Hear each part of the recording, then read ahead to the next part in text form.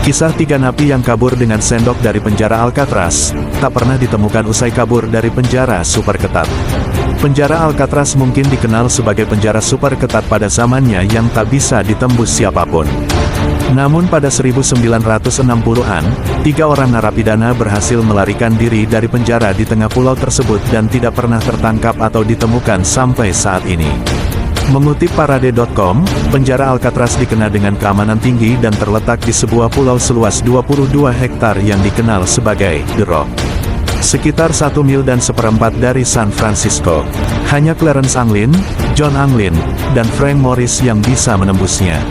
Selain ketat, air laut di sekitar penjara berkisar antara 48 hingga 54 derajat.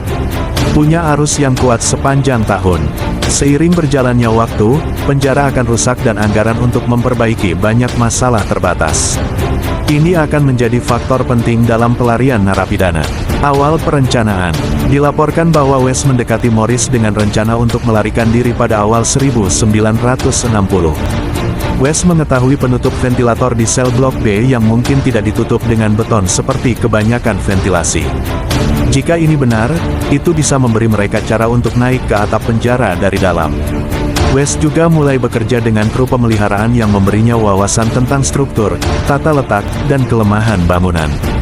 Pada September tahun 1961, saudara-saudara Anglin, John dan Clarence, Morris, dan West meminta pemindahan sel yang membuat mereka lebih dekat satu sama lain di blok sel B.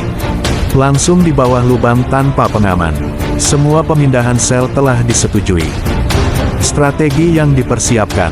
Rencana untuk melarikan diri tidak diragukan lagi, berani dan cerdik.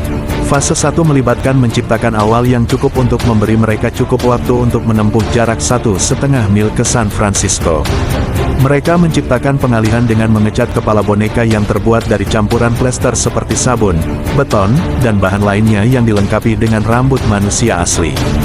Mereka meletakkan kepala di tempat tidur mereka untuk menipu para penjaga dan tentu saja, pada tanggal 12 Juni pada pagi hari setelah pelarian, ketika bel jam 7 berbunyi untuk membangunkan para tahanan, penjaga menemukan bahwa para tahanan masih tertidur di kamar mereka.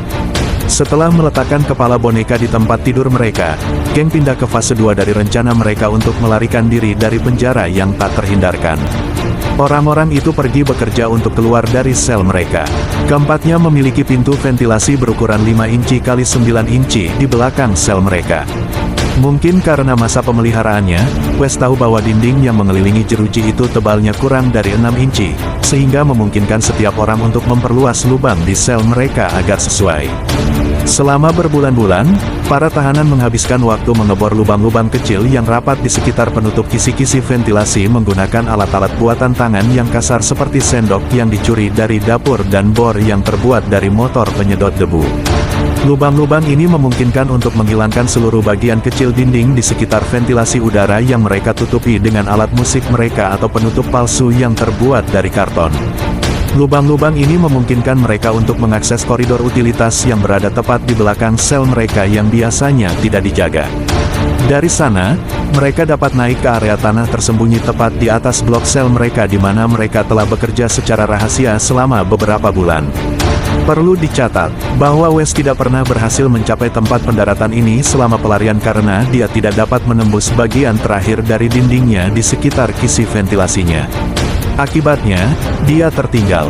Dari pendaratan, ketiganya dapat memanjat pipa ke langit-langit dan mencapai ventilasi udara yang sebelumnya telah mereka buka untuk mempersiapkan pelarian mereka.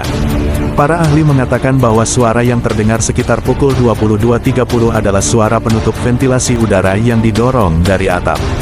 Mereka kemudian turun dari atap melalui pipa ke bagian belakang blok sel mereka, memanjat pagar setinggi 15 kaki, dan berjalan ke pantai utara pulau itu.